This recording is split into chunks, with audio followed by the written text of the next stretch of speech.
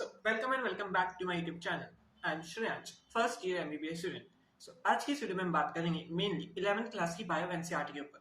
आप कैसे पूरी 11th की बायो एनसीईआरटी को जल्दी से रिवाइज करेंगे, उसके कुछ इंपॉर्टेंट पॉइंट्स, डायग्राम्स और समरी के बारे में। हमने लास्ट वीडियो में बात करी थी 12th क्लास की बायो के एनसीईआरटी के ऊपर। उसका अगर आपने वीडियो नहीं देखा है तो जो आई लिंक पे लिंक प्रोवाइडेड है उसके थ्रू आप उस वीडियो को देख सकते हैं। अब हम देखिए 11th क्लास के एनसीईआरटी के कुछ इंपॉर्टेंट पॉइंट्स और इंपॉर्टेंट फैक्ट्स क्या हैं। सबसे पहले प्लांट किंगडम में ब्राउन एल्गी के बारे में इन्होंने लाइन लिख रखी है, the food is stored as complex carbohydrates which may be in the form of laminarin mannitol. ये लाइन बहुत इंपॉर्टेंट है क्योंकि हमको पता है, हमें कुछ पिछले सालों में नीट में रेड एल्गी के ऊपर क्वेश्चन आया था कि उसमें फूड कैसे स्टोर था। वहाँ पे था food is stored as floridean starch which may be in the form of amylopectin glycogen. तो ये क्वेश्चन इस बार ब्राउन एल्गी के लिए आ सकता है। तो ये एक डिराइव्ड पीवाईक्यू एग्जांपल हो गया, क्योंकि आपको पता है नीट में जो क्वेश्चंस आते हैं या तो ज्यादातर एनसीईआरटी की लाइंस के ऊपर आते हैं या डिराइव्ड क्वेश्चंस जो नीट में पिछले साल क्वेश्चन पूछे गए उसी से डिराइव, तो डिराइव पीवाईक्यू के फॉर्म में भी आ सकता है। और ये क्वेश्चन ऐसे भी आ सकता है जो रेड ब्राउन एल्गी है उसमें फूड कैसे कॉम्प्लेक्स कार्बोहाइड्रेट या सिंपल। तो यहाँ पे एनसीईआरटी में इन्होंने लिखा है कॉम्प्लेक्स, तो कॉम्प्लेक्स। और ये भी पूछ सकते हैं कि लैमिनर और मेंटल कार्बोहाइड्रेट। तो ये क्वेश्चन बहुत तरीके से इसके मॉर्फोलॉजी का मॉर्फोलॉजी में ज्यादातर हमको एग्जांपल्स लर्न करने होते हैं। तो जैसे यहाँ पे मॉडिफिकेशन ऑफ स्टेम है, तो मैंने क्या किया, जैसे सारे मॉडिफिकेशंस लिख दिए और उसके हर एक एग्जांपल्स लिख लिए। तो आपको पूरी मॉर्फोलॉजी में ऐसे ही करना है, हेडिंग्स दी, उसके सारे एग्जांपल्स के साइड में लिख लिए। ये बहुत इंपॉर्टेंट तरीका, बहुत ईजी तरीका आप जिससे लर्न कर सकते हो और जल्दी लर्न कर सकते हो, रिवाइज भी जल्दी होगा। यहाँ पे एक लाइन लिख रखी है, मोनोकॉट सीड के लिए the seed coat is membranous. ये बहुत एकदम डीप एनसीईआरटी की लाइन है। तो जब ऐसे क्वेश्चंस आते हैं डीप वाले, वो यही होते हैं। जैसे यहाँ पे seed coat is membranous, question आ सकता है seed coat is walled in monocot seed. तो वॉल्ड नहीं, वो मेम्ब्रेन होता है, मेम्ब्रेन से बना होता है। तो वो यही क्वेश्चन होते हैं जो एनसीईआरटी एकदम डीप से उठ के आते हैं। तो हर एक लाइन को इंपॉर्टेंट अच्छे तरीके से फ्लोएम, हमको पता है फ्लोएम के 4 पार्ट्स होते हैं। तो मैंने क्या हर 4 पार्ट्स को यहाँ पे फ्लोएम को लिख लिया स्टिकी नोट्स चिपका के, और उसके हर एक इंपॉर्टेंट पॉइंट्स लिख लिए। मुझे ऐसे लर्न हो नहीं रहा था तो मैंने क्या स्टिकी नोट्स का यूज किया। अब इसे मैं जल्दी से स्टिकी नोट देख ले तो जल्दी रिवाइज भी हो जाता है और ऐसे इजीली लर्न भी हो जाता है। अब एनाटॉमी में हमको पता है monocot seed, dicot seed, monocot root, monocot leaf, dicot leaf, हर एक के बारे में हमको एनाटॉमी दे रखी है। तो मैंने क्या कि यहाँ पे उसको कंपैरेटिव फॉर्म में हमको लर्न करना पड़ता है। तो यहाँ पे मैंने एक टेबल बना ली, यहाँ पे डाइकॉट रूट, मोनोकॉट रूट, तो उसके हर एक पॉइंट लिख। तो क्या करूंगा, सिर्फ टेबल से लर्न करूंगा, ना कि उस पूरे पैराग्राफ, क्योंकि आपको पैराग्राफ से पढ़ के ना आपको लर्न होगा और टाइम वेस्ट होगा। तो इसलिए आप से हर एक के लिए टेबल बना ली। पे मैंने रूट के लिए बना ली, नेक्स्ट पेज पे मैंने डाइकॉट स्टेम और डाइकॉट रूट के लिए बना रखी है, डाइकॉट स्टेम और मोनोकॉट स्टेम के लिए, ऐसे लीफ के लिए आपको। अब अर्थ फॉर्म है नेक्स्ट पेज पे। तो इसमें सारे मैंने क्या किया, एक बड़ा सा पेज लिया व्हाइट कलर का, उसमें बड़े एकदम स्केच पेन से लिख लिया टेस्टिस की पोजीशन, ओवरीज की पोजीशन, मशरूम ग्लैंड्स, स्पर्मेटिका। तो सारे इंपॉर्टेंट पॉइंट्स बड़े से आपको पेज पे लिख लेने व्हाइट पेज पे, ताकि आप जल्दी उसका आपका फोकस सिर्फ इसी पे जाए, ताकि पूरे उस पैराग्राफ को पढ़े। अब सेल चैप्टर में यहाँ पे हमको हर एक सेल, कुछ इंपॉर्टेंट सेल्स के डायग्राम, उसके साइज, जैसे माइकोप्लाज्मा, बैक्टीरिया का साइज, और यहाँ पे वायरस का साइज, विरियोइड्स का साइज, हर एक जो सेल है उसका साइज दे रखा है माइक्रोमीटर में। तो यहाँ पे क्या है, प्लांट सेल का, यहाँ पे टिपिकल प्लांट सेल का साइज नहीं दे रखा था। ये टिपिकल प्लांट सेल का जो साइज है वो पेज 183 पे गिवन है। तो मैंने क्या किया, जब मैं पढ़ रहा था तो मुझे याद आ रहा है उस सेल चैप्टर में सारे के साइज गिवन है, तो प्लांट सेल का यहाँ गिवन, तो मैंने उस प्लांट सेल को भी यहाँ पे ऐड कर लिया, ताकि आप उसको भी डिवाइस एक ही साथ कर सको सबके सेल। अब बायोमोलिक्यूल्स के लिए यहाँ पे लाइन लिखिए, palmitic acid has 16 carbons including the carboxylic carbon. So यहाँ पे 16 है इंक्लूडिंग द कार्बोक्सिलिक कार्बन, पर ऐसे क्वेश्चन आ सकता है palmitic acid is 15 carbons in side chain. तो 15 देख के उसको हर कोई रॉन्ग कर देगा, पर वहां पे लिखा है साइड चेन में 16 कार्बोक्सिलिक एसिड के मिला के उस कार्बन को मिला के होते हैं, बट नॉर्मली इसमें साइड चेन में तो 15 कार्बन ही होंगे। सो चलिए नेक्स्ट सब देखते हैं।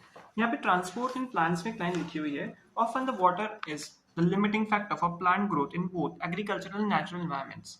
क्या आपको पता है ये ऐसी सिमिलर लाइन 5 जगह और एनसीईआरटी में लिखी हुई है। एक यहाँ पे लिखी हुई है पेज 179 पे, नेक्स्ट यहाँ पे ये लिखी हुई है पेज 199 पे, नेक्स्ट पेज नंबर 201 पे, उसके बाद 248 पे और उसके बाद 250 पे। तो ये लाइन 5 जगह लिखी हुई है। तो आपको ऐसे जब ये होता है जब आप बहुत ज्यादा एनसीईआरटी को पढ़ते हो, तब आप रिलेट करते हो कि ये लाइन वहां पे भी लिखी हुई थी, कहीं ना कहीं पढ़ी थी, इसलिए आपको कहा जाता है बहुत बार ज्यादा से ज्यादा एनसीईआरटी पढ़े, क्योंकि आप जितनी बार एनसीईआरटी पढ़ते हैं तब आपको पता चलता है, हर बार नई चीजें पता चलती है। रेस्पिरेटरी पैसेज का पाथवे क्या होता है, सबसे पहले एक्सटर्नल नॉस्ट्रल्स आते हैं, फिर नेजल पैसेज, फिर nasal chamber, pharynx, larynx, trachea and then.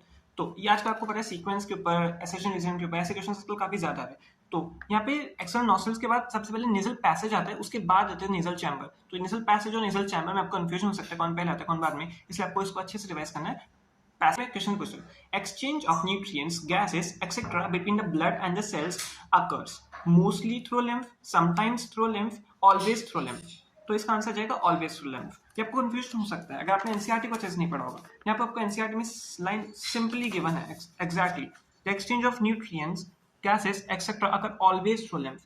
ये ऑलवेज आपको कोई एग्जाम में क्वेश्चन आ जाए तो कंफ्यूज कर सकते हैं, तो आपको ऑलवेज जहाँ पे भी लिखा होता है always, most often, not, included, ऐसे क्वेश्चन, ऐसे वर्ड्स को आपको हाईलाइट करके रखना चाहिए। सो आज से मैं एक और क्वेश्चन पूछता हूँ। The cells of the human body exhibits how many types of movements? 2, 3, 4 और 5। तो इसका आंसर है 3। ये भी एनसीईआरटी की लाइन सी, यहाँ पे हमको दे रखा है the cells of the human body exhibit 3 types of movement, amoeboid, ciliary and muscular.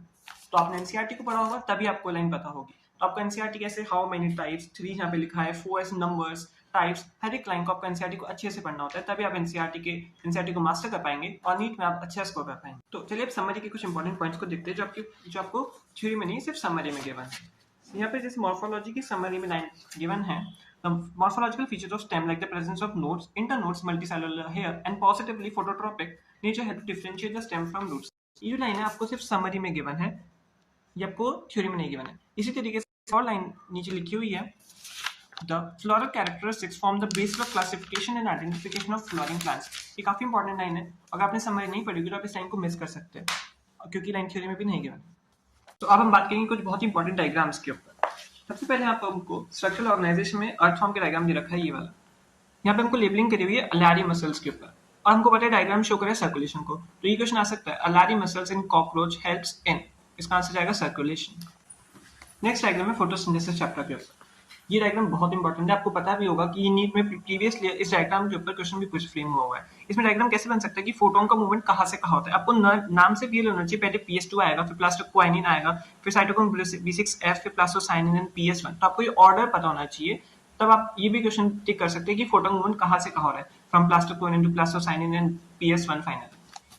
Next diagram हमको दे रखा है plant growth and development chapter में। इसमें हमको ये शो कर रहा है कि जब हम एम्ब्रियोलॉजिकल स्टेज में होते हैं तो हमारे सेल्स कैसे डिवाइड करते हैं। सबसे पहले हमारे सेल्स डिवाइड करते हैं ज्योमेट्रिक में, उसके बाद हमारे सेल्स डिवाइड करते हैं अरिथमेटिक फेज में। तो ये क्वेश्चन आ सकता है कि एम्ब्रियोलॉजी में सबसे पहले सेल्स डिवाइड करते हैं ज्योमेट्रिक, उसके बाद अरिथमेटिक, या फिर पहले अरिथमेटिक और ज्योमेट्रिक। तो ये आपको थ्योरी में नहीं गिवन होगी, आपको डायग्राम से ही समझनी पड़ेगी। इस वीडियो में हमने देखा 11th की बायो एनसीईआरटी के कुछ ऐसे डीप हिडन इंपॉर्टेंट पॉइंट्स जो आपके क्वेश्चन में क्या आ सकते हैं, कुछ इंपॉर्टेंट डायग्राम्स जिससे थ्योरेटिकल क्वेश्चन फ्रेम हो सकते हैं और समरी के इंपॉर्टेंट पॉइंट्स। आप कमेंट सेक्शन में पोस्ट कीजिए नेक्स्ट किस टॉपिक के ऊपर वीडियो चाहिए। मिलते हैं नेक्स्ट वीडियो में, तब तक के लिए टेक केयर।